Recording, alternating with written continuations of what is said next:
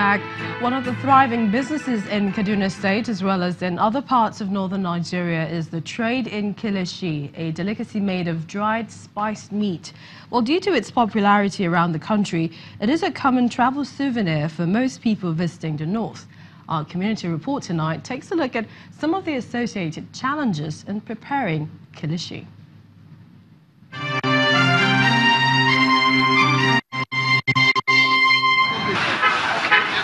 The delicacy called Kilishi is made by cutting fresh beef into thin wafer-like slices, seasoned with pepper, groundnut and spices. 50-year-old Adamu sells Kilishi for a living. He and others narrate how they started the trade. I've been selling this thing for a long time because I inherited this profession from my father. I am a butcher by profession. This is how they slice the meat, like this. After they slice the meat finish, you come and arrange it like this on top of the bed. That ingredient we use, black pepper, black ghost pepper, ginger, with everything. We have something one secret we can't tell you offline. We use it inside to kill any bacteria. The customers are sold on the product. We enjoy Kilishi seriously, and it's very important. Very hygienic meat that is not everybody can make it seriously. It's very, very okay. It's natural from God. This is natural. We take natural, right? So it has only side effects. Despite patronage being enjoyed by the Kilishi sellers, they are not unaware of concerns about the amount of flies perching on the meat and the potential health risks. We organize a net. It is over there. When you go there, you will see a big, very big net. The one that we have arranged, then we will just put it. So we sought the opinion of a medical expert who confirms fears concerning the unsanitary preparation of the meat. Kilishi on its own does not cause arthritis, but it can aggravate or exacerbate arthritic conditions. That's number one. Number two, considering the packaging process, preparation and packaging process of Kilishi. If you go to where they prepare Kilishi and you see the way it is prepared and packaged, in fact, if you are a health conscious person, you will not even consume Kilishi. Beyond improving on the sanitation of the environment, there's also room for improvement in the area of packaging. As an official of a government agency, the Kaduna Produce Management Company highlights. I don't mind meeting the Kilishi Association. We train them, we package them, we give them export market. So now let's get the Kilishi Association together. We train them, we give them the market. I will source for the market for them. Good packaging. We have industries that can package good packages. These Kilishi sellers may be content with the level they have been operating at, but the government has other plans to turn it into a money spinner, not to mention create more jobs through the value chain when the trade becomes more organized.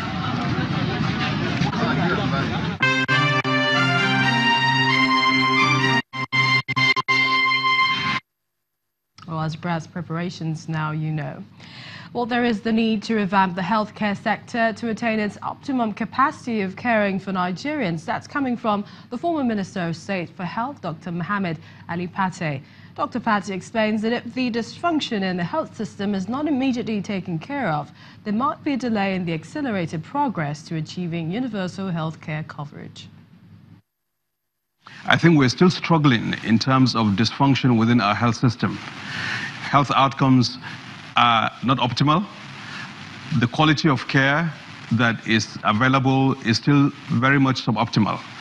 We still have a lot more that we need to do as a country to improve the health outcomes for our people, to improve the distribution of those health outcomes, to make them more equitable, but to accelerate progress in terms of achieving universal health coverage for our people. So for a very long time, healthcare, we've allocated the most important aspect of our health to the local government areas, which is primary health care. And they're the weakest link in the governance chain. the stewardship of our health system and allocation of resources has not been the most efficient. Now, we've seen a portion in our recent history where there was tremendous progress in terms of improving immunization, in terms of polio eradication, in terms of midwifery service scheme, in terms of deploying community health workers to improve that situation.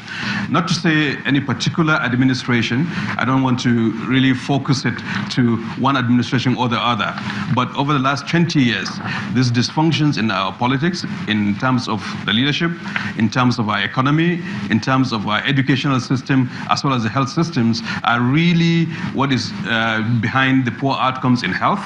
And there are also the issues that affect our performance in education. If we go to education sector, for instance, the same issue also you will see repeats itself. Staying with health matters, the availability of latest health diagnostics and treatment equipment in Nigeria will go a long way towards stemming the tide of the medical tourism challenge facing the country. Well, this formed part of discussions at the annual meeting of the Nigerian American Medical Foundation, NAMFI, in Lagos.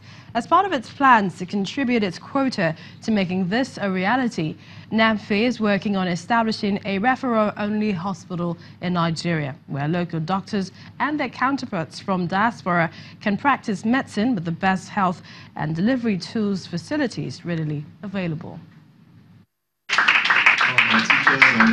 Members of the Board of Trustees of the Nigerian American Medical Foundation, NAMFI, and medical professionals from Nigeria and the diaspora are in this hall for the 6th annual meeting of NAMFI, which seeks to explore the possibilities of achieving improved medical excellence in the country's health system.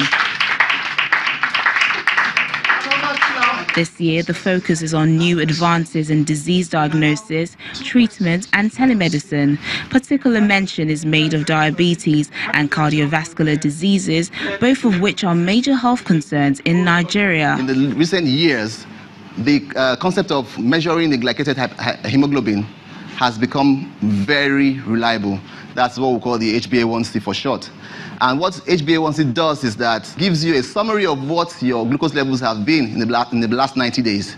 So no matter, you can't cheat. So with the glycated hemoglobin, you can't really cheat because it will tell that you've only been good for the past few days and not for the past 3 months. If it's possible, in every outpatient clinic, with the consent of the patient, once it's 40 years and above, we should do some opportunistic screening. Check whatever the patient is coming in for. It could be malaria, it could be something simple, but check the blood pressure, check the lipids, check the blood sugar, check the BMI, and then do some kind of evaluation. Chromosome 7 and 22.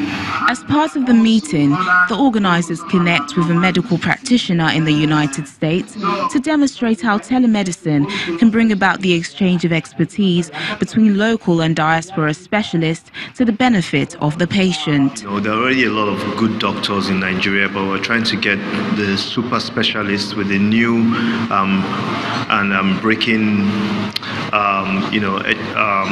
innovations in medicine to try and get it from Nigerian specialists all around the world and bring them into Nigeria. Next 10 years is a long haul of the long-term infrastructure, which you've seen, and hopefully this will be the first reference-only hospital in Nigeria.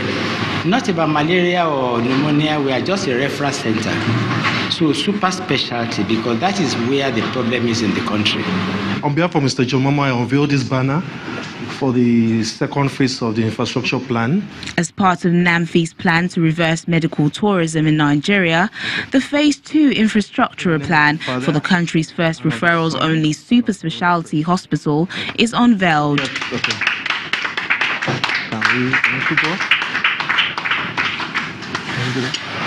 It's a plan that is expected to come to reality in 2024.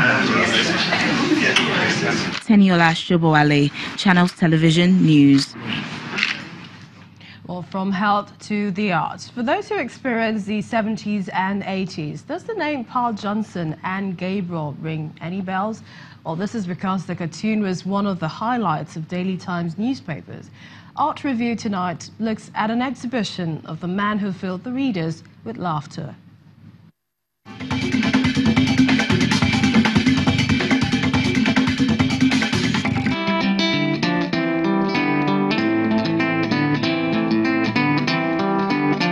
It's Moses Osawe's homecoming exhibition and has brought a blast from the past comic characters, which used to be a favorite in the 70s, back to life. The title of the exhibition is Pa Johnson and Gabriel cartoons.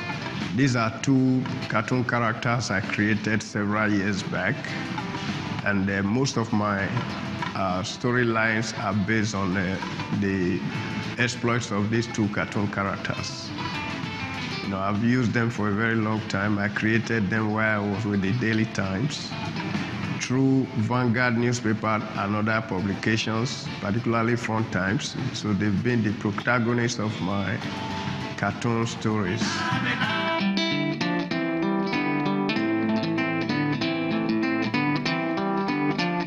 It features about 72 paintings done by this veteran cartoonist who's been away from the shores of Nigeria but has been studying events keenly, and that's why he was able to blend the old works with the new, which talks about current societal issues. The intention is to show that cartoons can be a collector's item, for keeps, not just for laughs.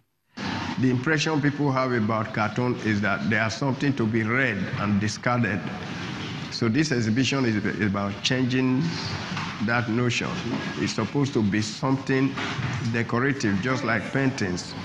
So the way you frame them, don't they look good? So it's something you can hang and display on your wall. As the picture is entertaining, the words are also entertaining. So it's everything rolled into one, visually and otherwise. It's entertaining all the way around.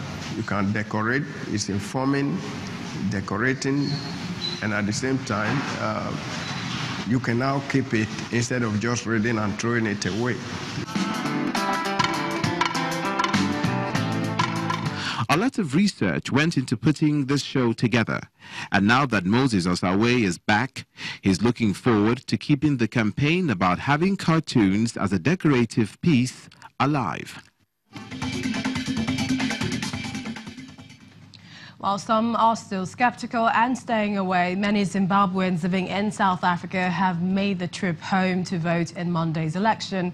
5.5 million people are registered to vote in the polls, and more than 20 political parties are fielding candidates for the presidential part of the elections. Our South Africa Bureau Chief, Pt.3, was at the Beitbridge border post to monitor the mood of people as they made their way across to be part of the exercise. It's a cautious exodus for these Zimbabweans for the 2018 vote.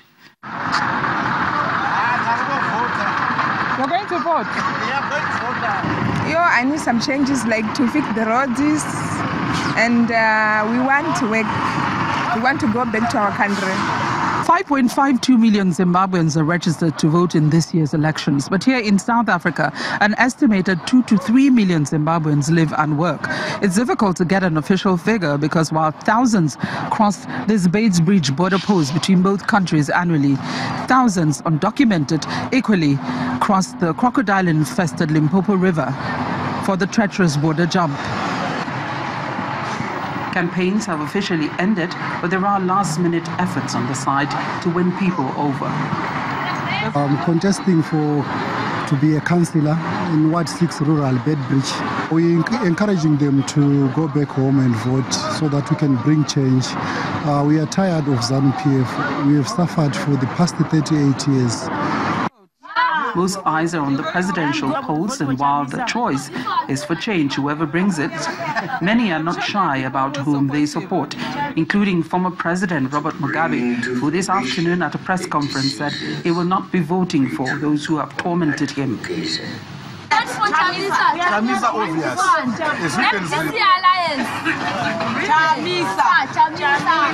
I'm going to vote for Nelson Chamisa. I support ZANU-PF from Mnangagwa.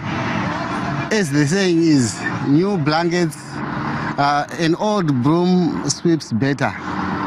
But there is also a saying that an old blanket comforts more. So I like Mnangagwa.